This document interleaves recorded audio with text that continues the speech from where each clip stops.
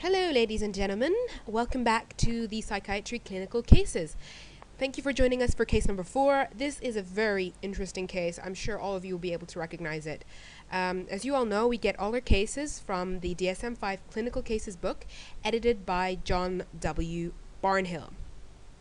As you can see here, the front picture is of the Joker, and you'll find out very shortly why. Alright, let's get started on the case. Gregory Baker was a 20-year-old African-American man who was brought to the ER by the campus police of the university from which he had been suspended several months earlier. The police had been called by a professor who reported that Mr. Baker had walked into his classroom shouting, "I am the Joker and I'm looking for Batman."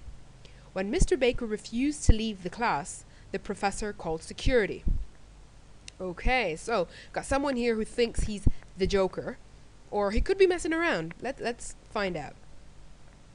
Although Mr. Baker had much academic success as a teen, his behavior had become increasingly odd during the past year.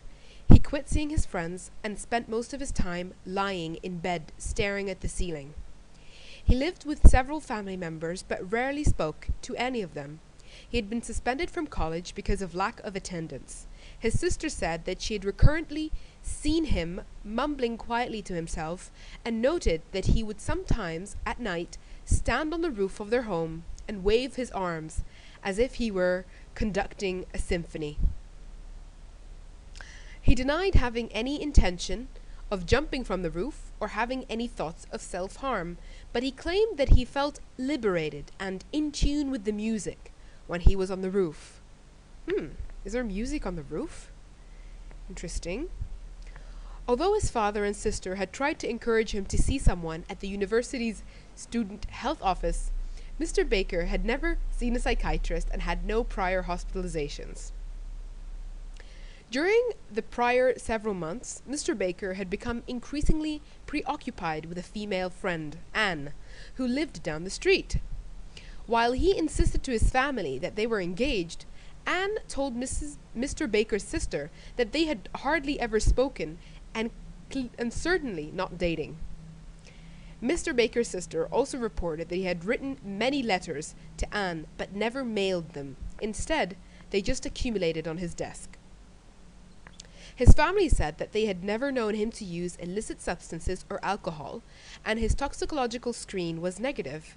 When asked about drug abuse, Mr. Baker appeared angry and did not answer.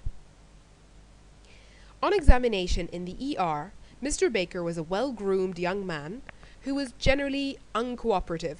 He appeared constricted, guarded, inattentive, and preoccupied. He became enraged when the ER staff brought him dinner.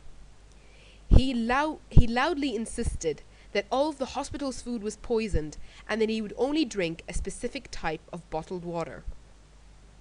He was noted to have paranoid, grandiose, and romantic delusions. He appeared to be internally preoccupied, although he denied hallucinations. Mr. Baker reported feeling bad, but denied depression, and had no disturbances in his sleep or appetite. He was oriented and spoke articulately, but refused formal cognitive testing. His insight and judgment were deemed poor. So, what do you think? Interesting case. Really nice, clear sort of symptoms.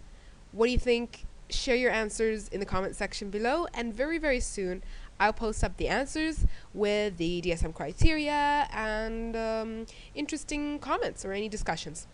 Thank you for joining me. I will see you very, very soon. Bye!